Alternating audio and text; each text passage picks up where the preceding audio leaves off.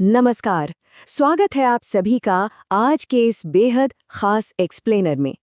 आज हम एक बहुत ही शानदार ऐतिहासिक सफर पर निकलने वाले हैं। हम बात कर रहे हैं राजस्थान के उन राजसी किलों की जो सच मानिए सिर्फ वास्तुकला के बेजोड़ नमूने नहीं हैं, बल्कि शौर्य और वीरता की जीती जागती अमर गाथाएं हैं। इन किलों की ऊंची ऊंची प्राचीरों ने ना जाने कितने ही इतिहास को बनते और बिगड़ते देखा है। तो चलिए आज इन्हीं अद्भुत संरचनाओं को थोड़ा करीब से समझते हैं। आप जानते ही होंगे कि राजस्थान के ये किले केवल ईंट पत्थर की इमारतें बिल्कुल नहीं हैं। असल में ये त्याग और बलिदान के सबसे बड़े प्रतीक हैं। राजपूताना गौरव का वो गहरा भाव जो आज भी इन दीवारों के कण कण में धड़कता है ना, बस उसे महसूस करना ही हमारे इस आज के सफर का मुख्य उद्देश्य है। सोच कर देखिए, इन पत्थरों में उन शूरवीरों की कहानियां दर्ज हैं जिन्होंने अपने सम्मान और अपनी मातृभूमि की रक्षा के लिए सच में अपना सब कुछ न्योछावर कर दिया।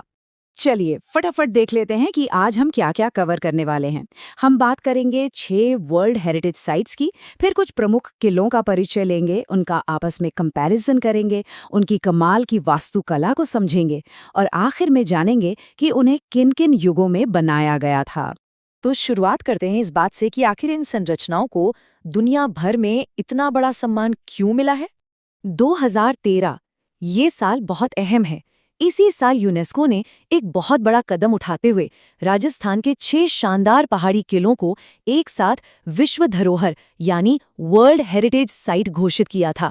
और यकीन मानिए, ये कोई छोटी मोटी अचीवमेंट नहीं है। ये इस बात का सबसे बड़ा सबूत है कि राजस्थान की ये सांस्कृतिक विरासत सिर्फ हमारी नहीं बल्कि पूरी दुनिया के लिए कितनी ज्यादा अहम है। चलिए अब थोड़ा और डीप डाइव करते हैं और इन प्रमुख किलों के विस्तृत परिचय की ओर बढ़ते हैं। देखते हैं कि इन क्राउन ज्वेल्स में ऐसा क्या खास है जिसने पूरी दुनिया का ध्यान अपनी ओर खींच लिया। सबसे पहले बात करते हैं चित्तौड़गढ़ की। इसे सही मायनों में राजस्थान का गौरव कहा जाता है। अब जरा इसका स्केल इमेजिन कीजिए। 700 एकड़, जी हाँ, 700 एकड़ में फैला ये भारत का सबसे विशाल आवासीय किला है। मतलब इसके अंदर एक पूरा शहर बसा हुआ था। ये अपनी अद्भुत शिल्प कला के लिए जाना जाता है, जैसे कि यहाँ के मशहूर विजय स्तंभ और कीर्ति स्तंभ। और हाँ, रानी पद्मिनी के उस ऐतिहासिक जौहर की गूंज तो आज भी यहाँ आने वालों के रोंगटे खड़े कर देती है। आप कुंभलगढ़ दूर की भव्यता तो वाकई आपको हैरान कर देगी। इसे भारत की महान दीवार कहा जाता है। पता है क्यों? क्योंकि इसकी दीवार पूरे 36 किलोमीटर लंबी है। बिल्कुल सही सुना आपने, 36 किलोमीटर। चीन की दीवार के बाद ये दुनिया की दूसरी सबसे लंबी दीवार मानी जाती है। इसी किले के अंदर एक और बहुत ऊंचा दुर्ग है, कटारगढ़, जिसे लोग मेवाड़ की आंख कहते हैं। और सबसे बड़ी बात, ये वही जगह है जहां वीर शिरोमणि महाराणा प्रताप का जन्म हुआ था। इसके बाद हम रुख करते हैं आमेर दुर्ग का।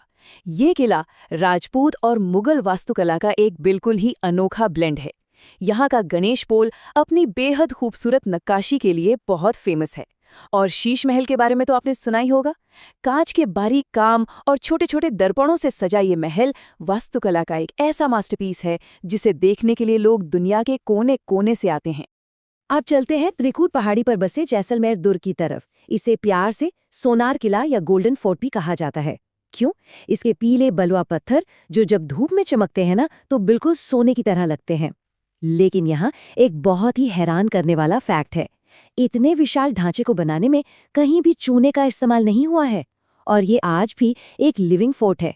मतलब ये दुनिया के उन गिने चुने ऐतिहासिक किलों में से एक है जहाँ आज भी हजारों की आबादी आम जिंदगी जीती है ना कमाल की बात। यूनेस्को की इस लिस्ट में शामिल बाकी के 2 किले भी अपनी अपनी जगह बेहद खास हैं। घने जंगलों के बीच मौजूद रणथंबोर का दुर्ग हम्मीर देव चौहान की अदम्य बहादुरी का सिंबल है। वहीं दूसरी तरफ गागरोन का किला अपनी यूनिक लोकेशन के लिए मशहूर है। नदियों के बिल्कुल संगम पर बना ये एक जल दुर्ग है, यानी एक वाटर फोर्ट। चारों तरफ पानी से घिरे होने की वजह से इसे उस जमाने में दुश्मनों के लिए लगभग अभेद्य माना जाता था। इन किलों की इंडिविजुअल हाइलाइट्स देखने के बाद अब हम एक थोड़ा एनालिटिकल अप्रोच अपनाएंगे। चलिए इन दुर्गों का एक तुलनात्मक विवरण देखते हैं। तो समझने वाली बात यह है कि हर किला एक सा नहीं होता।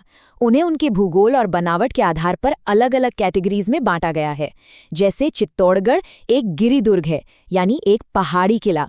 वहीं जैसलमेर एक धानवन दुर्ग है जो रेगिस्तान के बिल्कुल बीच में स्थित है। गागरोन के बारे में हमने अभी बात की, वो एक जल दुर्ग है जो नदी तट पर बना है। और जूनागढ़ जैसे किले भी हैं जो स्थलीय हैं और सुरक्षा के लिए गहरी खाई से घिरे हुए हैं। ये क्लासिफिकेशन हमें साफ दिखाता है कि राजपूताना के आर्किटेक्ट्स ने उस समय की ज्योग्राफिकल कंडीशंस का कितनी स्मार्टली इस्तेमाल किया था। चलिए अब इन दुर्गों के अंदरूनी हिस्सों में चलते हैं और समझते हैं इनकी स्थापत्य कला की मुख्य विशेषताओं को।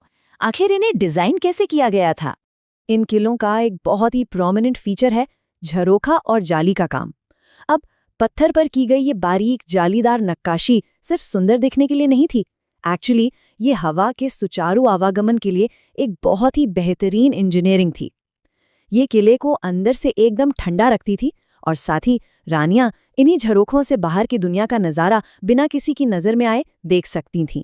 राजपूताना वास्तुकला का एक और बहुत अहम हिस्सा है जिसे हम छतरी कहते हैं। बेसिकली ये स्तंभों यानी पिलर्स पर टिकी हुई गुंबदनुमा संरचनाएं होती हैं। इनका निर्माण मुख्य रूप से स्मारकों या मेमोरियल्स के रूप में किया जाता था। ये बेहद खूबसूरत छतरियां उन शूरवीरों और शासकों की याद में बनाई जाती थी जिन्होंने अपना पूरा जीवन राजपूताना की शान के लिए समर्पित कर दिया। अब बात करते हैं पोल की। सुनने में साधारण लगता है।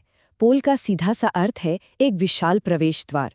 लेकिन जरा रुकिए, ये कोई आम दरवाजे बिल्कुल नहीं थे। किले की सुरक्षा के लिए इन्हें इतना भारी और मजबूत बनाया जाता था कि दुश्मन अपने हाथियों या तोपों के बल पर भी आसानी से इन्हें तोड़ ना सकें। ये किसी भी किले की डिफेंस की पहली और सबसे सॉलिड लाइन होती थी। वास्तुकला और किलेबंदी की ये चर्चा तब तक अधूरी है जब तक हम उनके जल प्रबंधन यानी वाटर मैनेजमेंट की बात न करें। उस दौर में दुश्मन अक्सर महीनों तक किले को बाहर से घिर कर रखते थे। ऐसे मुश्किल समय में पानी की कमी न हो, इसके लिए इन किलों के अंदर विशाल बावड़ियां, टैंक और कुंड बनाए गए थे, ताकि अगर बाहर से सारा कनेक्शन कट भी जाए तो भी किले के अंदर जिंदगी आराम से चलती रहे। ये उनकी दूरदर्शी सोच का एक ब्रिलियंट एग्जाम्पल है। अब ये सारी भव्यता जो हमने अभी देखी, वो जाहिर सी बात है रातों रात तो खड़ी नहीं हुई होगी। चलिए देखते हैं कि इनका निर्माण किन कालों में हुआ। तो वास्तुकला के इस विकास की यात्रा बहुत लंबी रही है। 7वीं शताब्दी में चित्तौड़गढ़ दुर्ग के निर्माण के साथ जो नींव रखी गई, वो 12वीं शताब्दी में जैसलमेर और 15वीं शताब्दी में कुंभलगढ़ के भव्य विस्तार तक पहुंची। और फिर 16वीं शताब्दी में आमेर और जूनागढ़ जैसे दुर्गों के अपने एकदम परिष्कृत और आधुनिक स्वरूप तक आईं। सोचिए, ये लगभग 1000 साल का शानदार सफर है जिसने इस पूरे रीजन को संवारा है। तो आज हमने राजस्थान की वास्तुकला और इतिहास का एक बहुत ही शानदार सफर तय किया। अब एक सवाल है जो मैं आप सबके लिए छोड़कर जाना चाहता हूँ। वास्तुकला की इस अद्भुत प्रतिभा और ऐतिहासिक शौर्य के इस पूरे सफर में सबसे ज्यादा कौन सी बात आपको प्रभावित करती है? क्या वो 36 किलोमीटर लंबी दीवार है, या फिर वो बिना चूने के बना लिविंग फोर्ट, या शायद इन दीवारों में आज भी गूंजती अमर बलिदान की कहानियां? इस पर थोड़ा विचार जरूर कीजिएगा। आज के इस एक्सप्लेनेशन में बस इतना ही। सीखते रहिए और इतिहास की इन अद्भुत परतों को ऐसे ही एक्सप्लोर करते रहिए।